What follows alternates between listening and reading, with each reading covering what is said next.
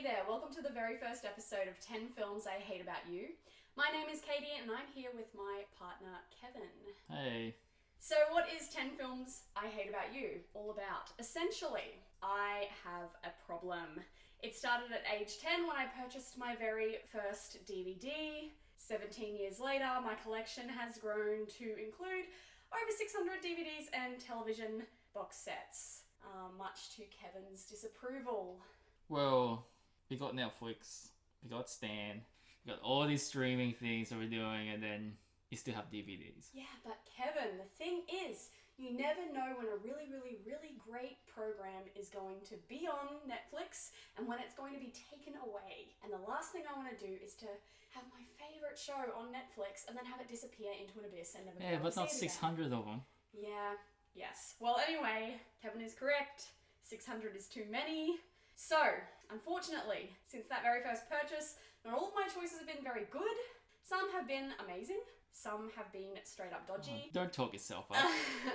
Regardless, it has gotten to the point where shelf space is scarce and space for new DVD shelves is scarcer. So, in the spirit of Marie Kondo, and with the help of Kevin, I plan to systematically review each questionable choice and decide whether to keep my DVD or say thank you and throw it away. So, We're throwing every one of them away. oh no. Anyway, many of these films are tied up in a sense of nostalgia. So I have Kevin here to be an unbiased partner and to help me let go of the nostalgia and let go of some of these dodgy choices from my past. He's here to help me in this quest. Well, it's helping me out because there's dust collecting on the shelves. It's just sitting there. It's accumulating more dust and dirt. Let's get rid of them. Let's just get rid of them. We'll see if we keep one. Yeah, okay. Let's see if we keep one. You But make me nervous, my favourite pessimist. I'm not being a pessimist. I'm being realistic. Okay, alright. So, as this is our very first episode, I thought it would be fitting to kick off this series with the very first DVD I ever purchased. Oh god. This was the film that started it all, and it is a majestic film. Okay, now I'm going to preface this by saying that it was my obsession with Hilary Duff that inspired me to make this life choice. So, without further ado, the subject of today's review and evaluation is none other than the classic Casper Meets Wendy. Oh. That's right, Kevin. Today we are watching Casper Meets Wendy. You'll love it. Kevin didn't know about this until this very second. I can see from the look on his face that he's just I had the bright idea of going, if we're going to do this, don't let me know what the movie is until we record an episode. I'm regretting that now because, one, I don't have enough beers in the fridge. There's not enough snacks. And, I'm trying to keep my integrity and respect for myself intact. You'll be okay, Kevin. It's Hilary Duff. Can't go wrong. Plus Casper, the friendly ghost. Can't go wrong. Now, before Kevin and I leave you for a short while to watch this film, I am going to go right ahead and read the blurb off the back of the DVD. What is the blurb there for? It is to entice you to engage with this DVD, to watch it, to enjoy it. So yeah, there is going to be some persuasive writing in here, Kevin, but let's unpack this. Let's really unpack what we are about to watch. It is love at first fright. Oh, God. When Casper meets Wendy in this all-new live-action adventure featuring an all-star cast. Amazing. Go on, all-star.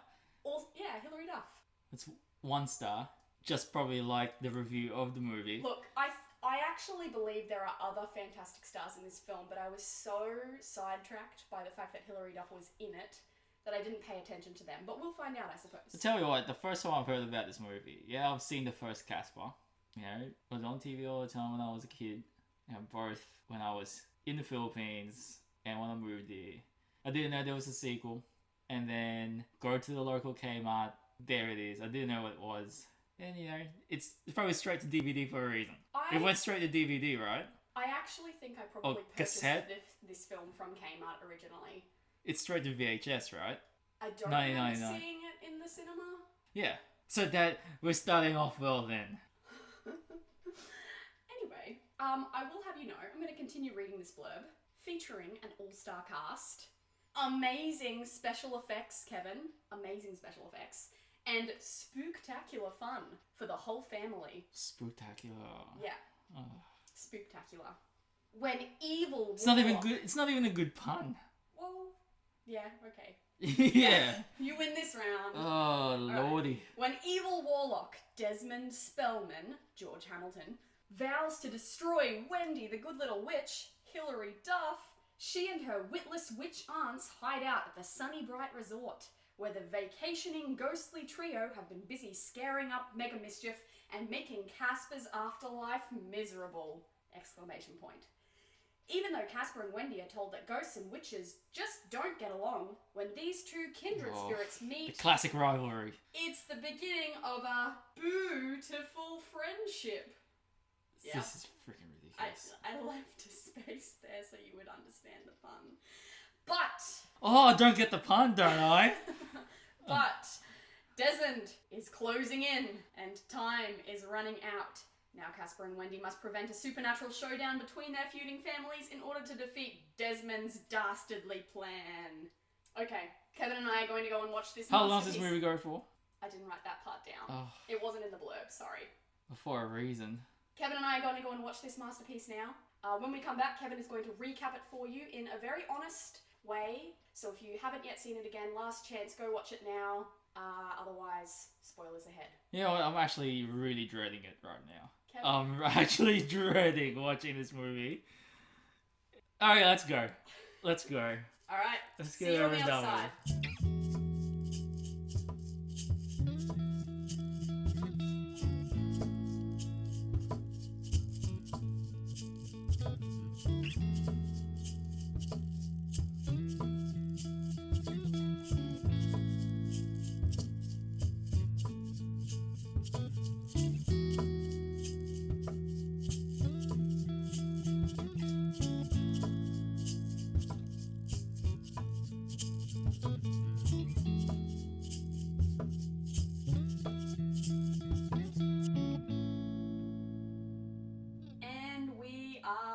We've just finished watching the 1998 classic Casper Meets Wendy. Classic. Yes, classic. Classic. Classic. I thoroughly enjoyed that. Of course you trip did. down memory Well, lane. you're trying to defend it right now. So there's no surprises there, but much like the ghost in the movie, there's not much to unpack. I don't know. Do you want to start just describe what your experience was? No, Kevin. Recap away. Tell the listeners what they are missing out on. There's not much really. Let's be honest. But how did it start? It started in a baseball field, serious baseball game, and then this bloody spaceship comes in. People are like, oh, let's look at that spaceship, and it turns out it's the three uncles of good old Casper, The ghostly trio, and they scare off the people with their bad breath, and they look like Snapchat filters that people put on their faces, and people get scared, even though they just make stupid faces to them. It's like, run away, and they get tired of it. They're like, this is too much to handle. Let's go on vacation. You know what? The thing that I enjoyed most about the baseball scene, though, was not that you were making fun of the bad animation or anything like that, the Snapchat filters, whatever. It's that you were like, hey, is that Robin Thicke's dad? Yeah, it's Alan Thicke. You know, he's in How I Met Your Mother and, you know, whatever 90s show he was in. That was the takeaway from the baseball scene. Well, it is an all-star cast, Katie. I'm just pointing out the all-star people in the movie. But yeah, they go on vacation upstate New York, and then we meet Wendy sleeping in. There's a boy coming. There's the newspaper boy that, I want some friends because I'm a witch, and I also have 3 aunties that, hold back my childhood full of neglect and, depressed. Like, this is the thing that I got from this movie, alright? Okay. Casper and Wendy have mirroring lives. This is what the days like Are You Okay Day and Mental Health Week are made of. You have Casper's uncles. I don't even know how they're related. Did they explain that in the first movie? I don't even think they did. No, they don't. They probably did in the cartoons, but you know. I haven't watched the first movie for a little while. And from what I remember from the first one, the CGI of the ghosts are a lot better. I think that's from what I remembered. It's probably just of how crap this movie was that I'm like, oh, the first one's better. But I feel like it's better. Well, I feel like they even spent more money on the cast in the first one. Apart, obviously, Hilary Duff would have cost them a lot of money because she's awesome. But first one had Christina Ricci and Bill Pullman. Yes. Yeah. And obviously there's more, budget to it. But anyway, so Wendy goes downstairs, randomly gives this boy a gift, and this boy looks so freaking confused. Oh, I got your paper. Oh, it's a present. And then the magical witches come out of the door, and they get this like green ball of whatever spells. Hits this poor kid who's only doing his job. They come in. It's like, oh, let's destroy, Wendy's chances of making friends and having a perfectly good life. Or normal life, I should say. And then they waste their powers on getting the newspapers to hit this kid. I thought they were the most magical, powerful witches. Whatever. Anyway, let's move on. And then I guess the supposed premise of this movie is, what's his name? Mr. Spellman? Desmond Spellman. The dastardly Desmond. The rich, what was it? Mid-50s man in his 90s mansion. Wearing a robe the whole time, I noticed. Yeah, he looks like what's his name? Playboy dude. Oh, Hugh Hefner. Hugh Hefner, yeah. He's got the Hugh Hefner look, and then he turns on his magic mirror. It's very Snow White. There's a lot of allusions to several different movies that they just molded into this pile of crap. There was, I found, what was there? Choo Choo Bang Bang. There was a reference to There was Snow White, Choo Choo Bang Bang, Men in Black. Yeah. There was also Poltergeist in there. Oh, the whole ghost. Yeah. Anyway, like Home Alone. Yeah, let's move on. And he's like, I'm going to take that as a positive point in this film, Kev. What, the illusions? Because they can't come up with their own freaking ideas. Oh, you just twisted it.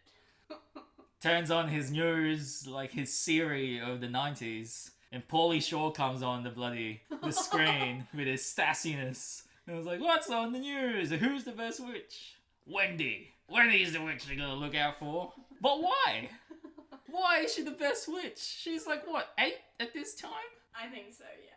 8 years old, with this man who's 55-ish, lives in the mansion by himself, probably has one-night stands every night with his magical ladies, goes, we gotta get rid of this girl.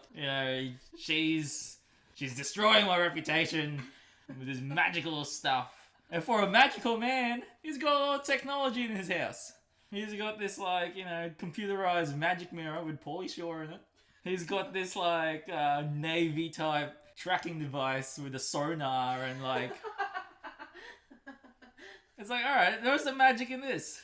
Anyway, he makes this... Oh, that's another thing. He makes the goons. The 2 goons who are reminiscent of Men in Black and Blues Brothers and Dumb and Dumber. And the 2 from Home Alone. Yeah.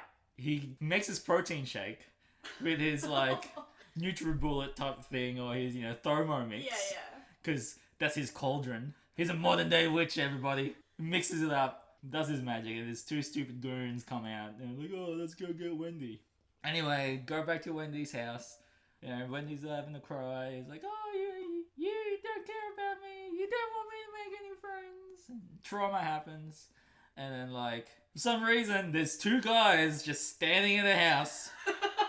Going, we're gonna come get you, Wendy. Yeah, and they don't have any kind of entrance. They were just there. The door wasn't even open. And then the witches were just like, oh, who are you? Instead of going, what the hell are you doing in my house? Why are you trying to kidnap our niece? They're just like, I don't know. They said the stupid joke and they just go, oh, and it's like, why are you here again? It's like, oh, we have to get Wendy because, Desmond Spellman wants her killed because she's the best witch. And then they run away, they put them in a cage. Wendy puts them in a cage. Yeah, Wendy does because she's the best witch. No, she's the best witch. She somehow, casts a spell and puts him in the jail.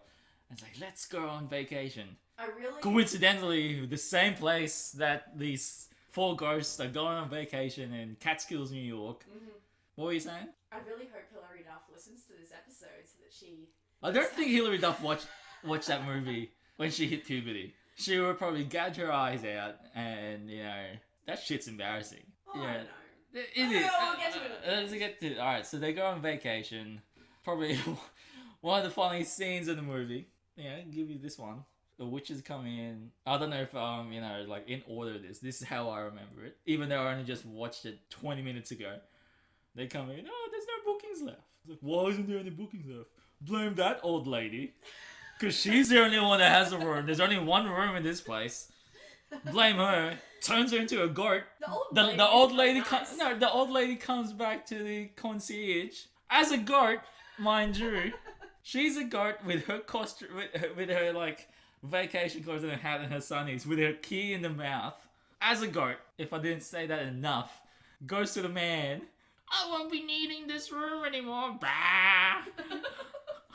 And the dude on the counter was like, oh, I guess you could have the room because this goat doesn't need it anymore. Yeah, that was a funny moment. That was a good moment. It's funny because it's stupid. And then, you know, back to the ghosts. Casper and his uncles. Was it Fatso? I think it's Stinky and Stretch. Yeah, that's it. Yeah. And they go into this room where there's this couple. I think they're on their honeymoon. Mm. You realize it's not going to work out for them anyway because they got a room with 2 single beds. So it's like, it's not going to happen anyway. Also, she called him Honey Bun. I feel like that is... There's 2 single beds in the room, mate. Well, yeah, but Honey Bun, that's a relationship ender. Sorry. Well, moving on, Honey Bun.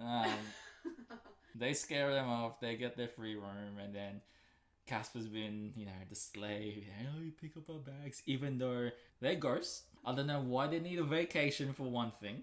I don't know why they need bags to pack. I don't know why they need a room. Well, do they open the bags? Is there anything in there? There's nothing in the bags. Casper's dragging all this stuff and he's like, oh, go get some food. So Casper's the slave and he's like walking around like this resort and they're going, I'm so sad. I don't have any friends. And like back to Wendy. So while Casper's wandering around getting all the errands out of the way, Wendy sits, you know, trying to enjoy vacation. She's the best witch around, walking around with a bloody wand and... her red overalls. Oh, that's another thing too, is that apparently she can't do magic unless she's in her jumpsuit. Yeah, wicked jumpsuit. It's very cool. With, you know, a hoodie that looks like a bloody witch's hat. Yeah, it's attached. It's like part of the jumpsuit. I don't know. So, you know, her aunties were like, you can't do any magic because... you know, Navy SEAL Desmond bloody Spellman and his, you know, technology magic will track you and he will find out that you're here and he's gonna kill you. And, you know, you can't do magic, but that's no fun. And then, like, you know, you stay in the room, just, you know, you might do some magic, you know, we can't have that. We're gonna go outside and have fun. Like, mind you, they're all in their witch costumes. Walking around this resort and they go, we look ridiculous. Let's change. They get changed to even more ridiculous crap. Yeah. The fashion choices are questionable. It was also the 90s. There was a lot of gold in this film. I found that to be quite disturbing, but, you know. The whole movie is disturbing. Oh. How long ago? An hour and a half? Yes. Oh, yeah. Man. That felt so long. I felt the length as well. It's I like, will admit this. Which one should I rather watch? 13 Reasons Why? Or this? You know, it induces the same emotion. Oh my god. Anyway, so Wendy's looking through, you know, her auntie's having fun in the resort. She's looking through the window and like, I'm so sad. They just don't want me to have any friends. Well, you know, right across the pond, it's Casper doing the same crap. It's like, oh, don't leave my uncles hate me. You know, like, you know, they're neglecting me, my mental health. I'm depressed, even though I'm a ghost. And then Wendy's just there, like, oh. And she sees this boy. Oh, he's cute. Josh. That's his name. Josh with his, you know, Josh. mop haircut. And it's like, hits on her. And it's like, hey, I've been having fun this holiday. And then now you're here. Turns out he's a douche. And he doesn't really understand consent either. Like, this is where I'm about to get at. Is that there's so many underlying social issues in this movie. What a masterpiece. They're tackling the real big issues before it happens. You have neglect of children, consent, sexual assault. Oh my, I must have missed that part. We'll get to that. Domestic violence. And yeah, that happens. Anyway, Casper and Wendy meet because they're all in this, they're kindred spirits. They found each other with their depression and their neglect. A funny joke. Kindred spirits. Nice. Oh god.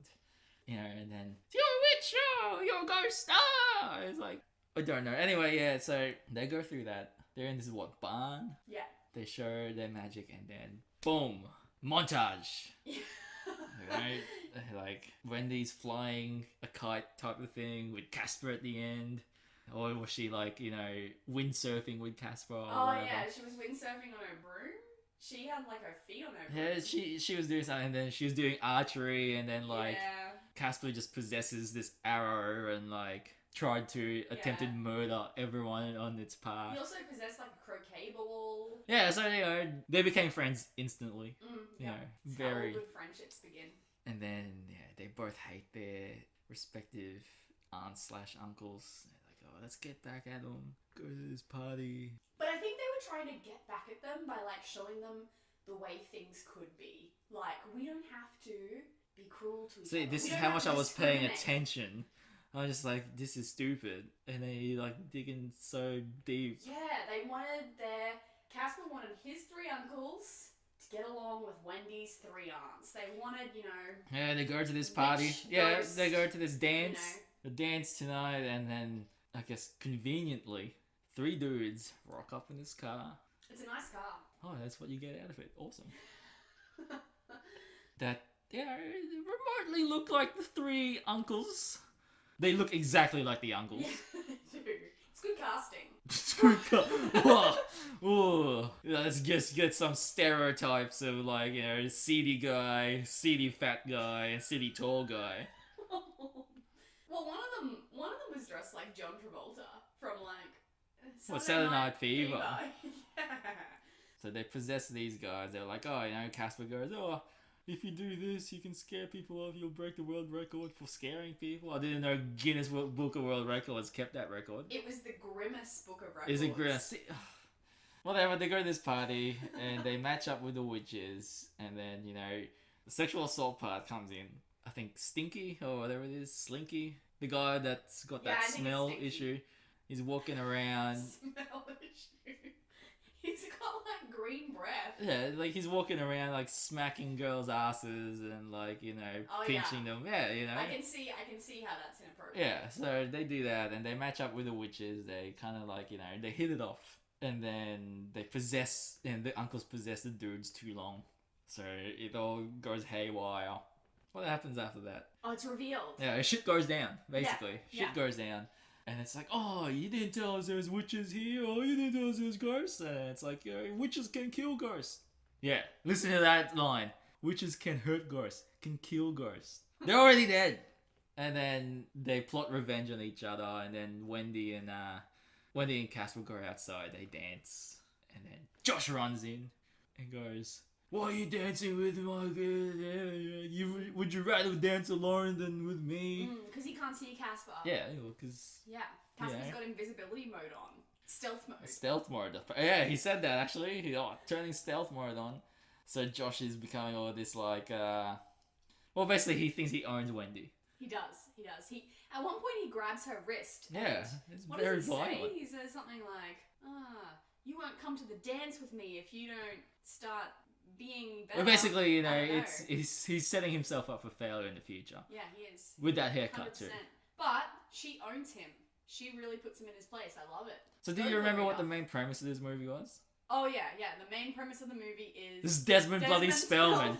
So, we just went on a tangent. Yeah, so around this time of the movie, I asked, how long has this movie been going for?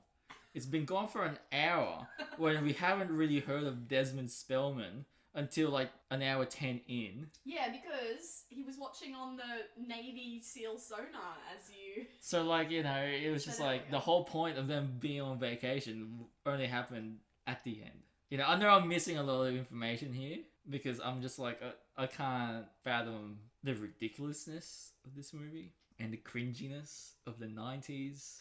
Cringiness of the jokes. There's the, cliche Pauly Shore rapping so that they can just like shoehorn the cultural reference of the 90s of how cool they are in there.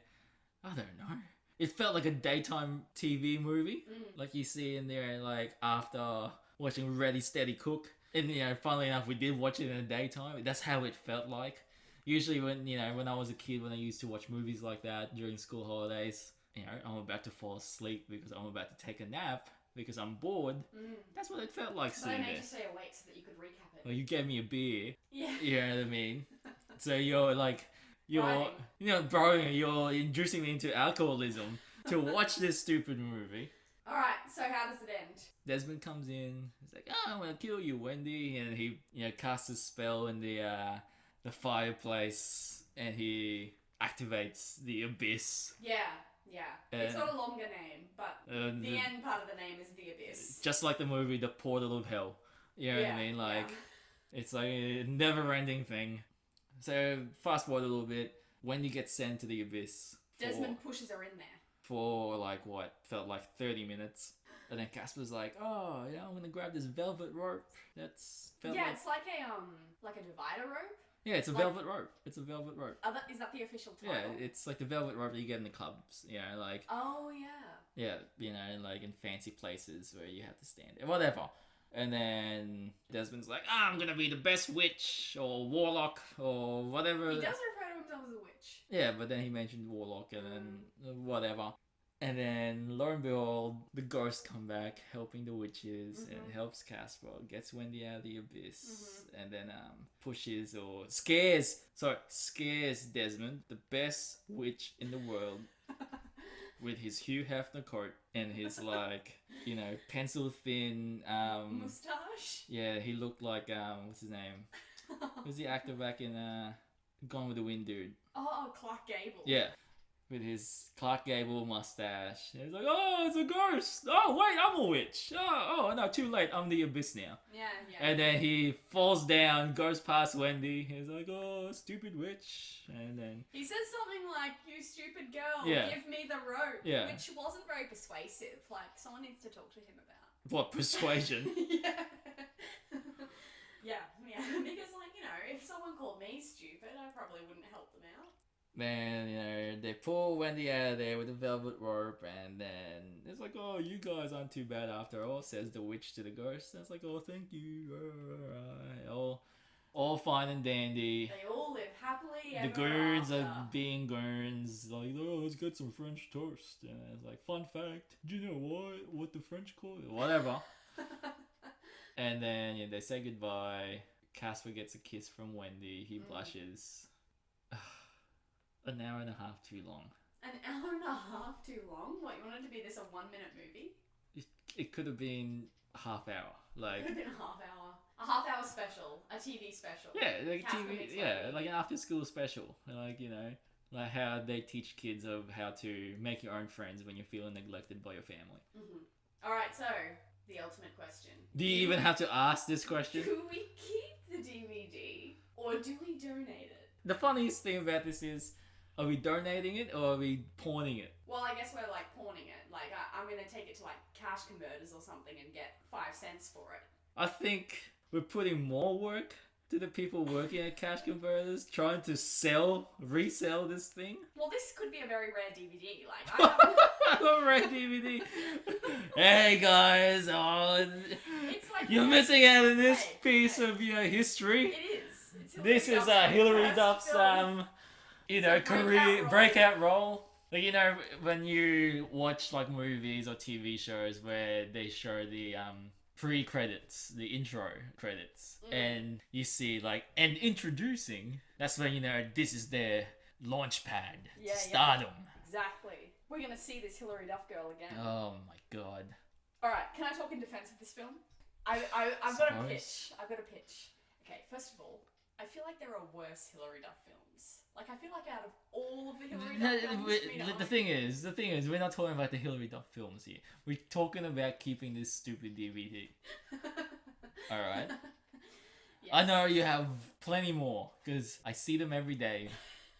I tell you what, every time you watch TV, we're surrounded by these DVDs. I look around, and when I'm bored, I look at the titles of these movies and go, what the why is it there? Why do we own that? Why do we waste our money on that? It's like, what even is that movie? Probably I liked it at some point in my life. Too nostalgic, mate. Yeah, I know. Okay, point number 2. And this is my final point for why we should keep it. So 2 points. Wow, what a rebuttal. I know, I'm trying really hard here. Okay, Casper Meets Wendy. Mm-hmm. It is like the best amalgamation of Macbeth and God, you going this deep. Romeo and Juliet. Hear me out. Desmond Spellman, totally Macbeth. He wants complete control. He wants complete power. He wants to eliminate all potential threats. And he's told this information by a magic mirror, and he goes after this girl. Mm-hmm. Okay? Macbeth. Yep. Casper and Wendy are Romeo and Juliet. 2 people who just want to be friends, they want to get along, but they're told by their families, no, we're not friends with ghosts. No, we're not friends with witches. And so their friendship has to be kept secret. But unlike Romeo and Juliet, Casper Meets Wendy has a happy ending. And that's really Well, because Casper's already dead. I hadn't thought of that. He's not gonna drink some poison and go, I'm gonna kill myself. Oh, wait, I'm already dead. Oh, got you, Wendy. Do you think using Shakespeare as a defense would help your point of keeping this DVD? Well, Shakespeare, people have liked Shakespeare for over 400 years, so by that logic... Oh, sorry.